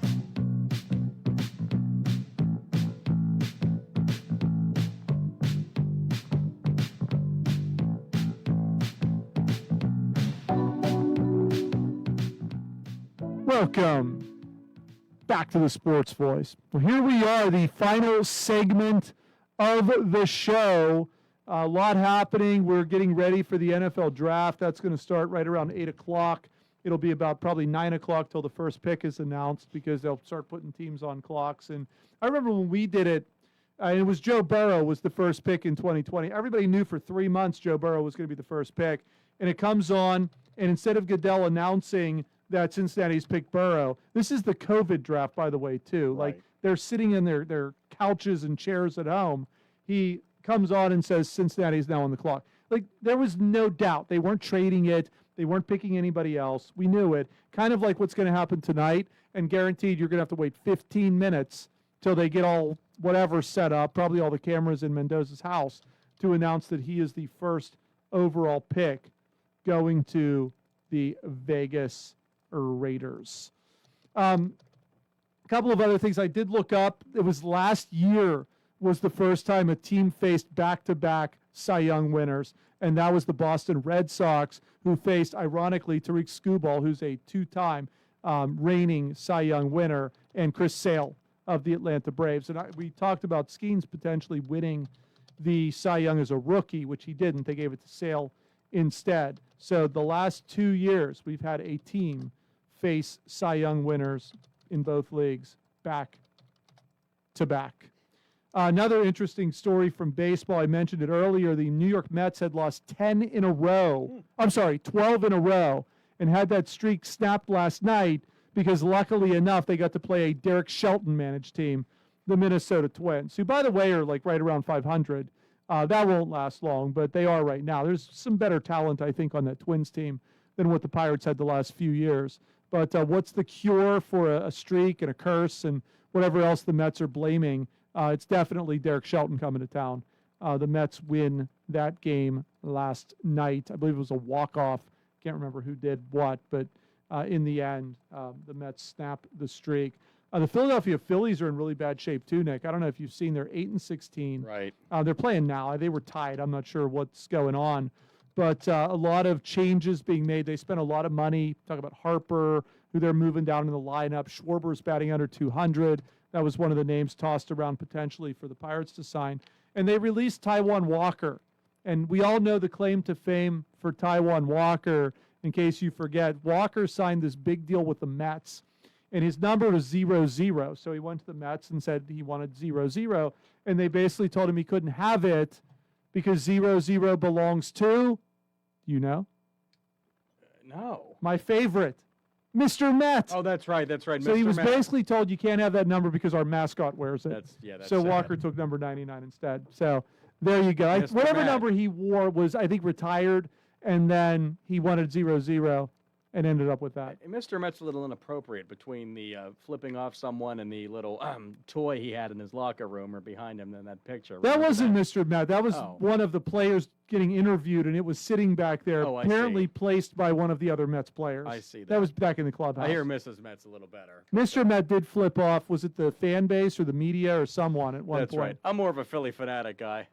Mr. Pirate Met is Parrot. my absolute favorite. He's great. Mr. Met and Gritty. Gritty. Who we've seen lurking around at the at the Penguin series as You well. can't like the Flyers mascot. You're a Penguin fan. It's just so creepy looking. It is It's- creepy. It's creepy. yeah. Iceberg's not that creepy. Gritty No, is. Gritty is creepy. Gritty's yes. creepy. Gritty. All right, Feeling Nick. Well, being. we're at that time of the show. We're Ooh. ready. Tell us what's happening in the NBA and WNBA. Well, it is rough because Wemby is out with that concussion. Luka's also out, so the playoffs are missing some star power. But there are still some really good matchups that you should watch. The Knicks play tonight. That's New York, so a lot of people will be following them. Brunson and Towns. They're playing Atlanta, so there's that. So, yeah, the Lakers, though, are still winning, though, even without Luka. They have LeBron, who's, I think, in his 45th year in the league. And his son as well. He's helping out. He's tallying them all off. Well, he's the big star now, right? Yes, Bronny. he's the big star. And you have Boston, who looks really good. I think they're the favorite out of the East. They play Philadelphia in this round. But the Thunder is still the team to repeat. They're led by Shai, SGA, if you will. SGA won the MVP of the NBA last year. He may win it again, if that's enough acronyms for you. So, yeah, it's still so very early. Same with the NHL. We have months to go. But I'm just hoping Wemby and Luka get back because the NBA needs star power in these playoffs. Do we have any update on when Wemby will be back? Because I want to start watching basketball, but I'm not going to watch if Wemby's not playing. Well, you know, the NBA playoffs take a while. I think around the 4th of July he may be back. Okay. The finals are about around August, I think. Now, is so. that before? Because I don't know. I assume college football is over. Has Pitt played the LMNOP XYZ Bowl yet? That's a tough one. We'll have to ask Coach Narduzzi, Boo City. Okay. Yeah. I mean, I assume they're done, but I wasn't sure. Not Because I know all this stuff kind of happens at the same time. You got the NHL playoffs, the NBA playoffs, Pitt's bowl game, Easter. Is Like all that Heinkel- stuff starts to roll around the same time. Is Heinkel getting drafted tonight? Is he a first-round prospect? I do not believe he's eligible for the draft. Not yet. Oh, I don't think he's played for 3 years Oh, yet. he looks so good. I thought he was a super senior. No, I think you have to be a junior, but then you risk taking a pay cut by turning professional. So Well, you're most better Pitt off quarterbacks, sometimes. right? And Ask Arch Manning; he'll tell you all about that. Arch, March for Arch. That starts after this year's draft. So I guess here's the big thing. We know this was pretty much all football. You can see the official logos and everything behind me here in our tent that looks just like the WNBS studios in Uniontown. It's amazing what they were able to do in such a short period of time Our behind crew me. is amazing. But this is it. All right, it's a big stage. The first time the NFL draft was ever in Pittsburgh. The Steelers are the hosts. They're going to try to make this as Hollywood as possible. Who do they pick in the first round? What's it going to be? Boy, well, it's their big night, so I want them for fun to pick a quarterback or a receiver, but I'm guessing maybe the kid from Penn State, the guard. Do you think they stay at 21? That's the main question. Well, that's the big. And if they don't, what do they trade up to get? Do they have to trade up to get the guard? Do they have to trade up to get the tackle? Do they have to trade up to get that offensive lineman?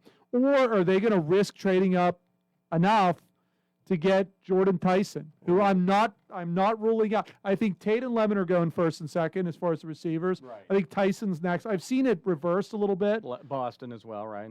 Boston will be there, I think, at 21. Yeah. If they're trading up to get a receiver, it's going to be one of those other three. So do they risk draft capital to trade up and get one of them, or do they get one of these linemen, which I think if you're going to bring in a 42-year-old quarterback, you need one of these linemen.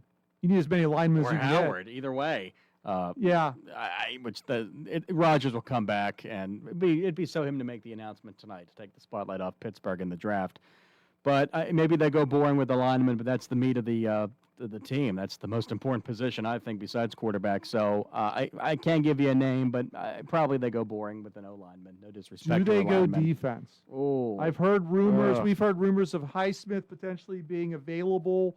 They think they're going to get a first-round pick for him. I would say a fourth-round pick at best if they trade him. Trading Highsmith for a first-rounder. They think they're not. That's not going to happen. No. Don't count on that. No. There's no way. But do they go out? I've seen some names floating around from edge rushers to linebackers. Do you go and fill a void? I mean, I don't think you need to. I think even if you move Highsmith, you've got Sawyer and you've got Herbig. You've got guys there. What's the age-old question of the draft, Dave? Best available or team need? So we'll see what they go. Well, they usually go team needs, so we'll see what happens. That's all the time we have for this week's edition of the Sports Voice. Nick and I are going to go out and enjoy the scenery. We will be here next week to recap the entire NFL draft. Thanks for listening, everybody. And Dave and I will ask the age-old question to all the thousands of Pittsburghers here: how many Iron Cities can you drink? This is your local station, 590 and 101.1 W266DB WMBS Uniontown, the Davis and Davis studios, usually in Uniontown, on location in Pittsburgh tonight for the NFL draft. Round one gets underway in a few minutes. The Raiders on the clock. Dave Dunaway, you're off the clock. Have a good night, buddy. Pirates baseball tonight as well. We're airing that, and they take on the Rangers. Bubba Chandler on the mound, and right now it's the news from CBS at 6 o'clock. This is CBS News on the Hour, sponsored by DEA Take Back Day. I'm Jennifer Kuiper. Blustery winds are fanning the flames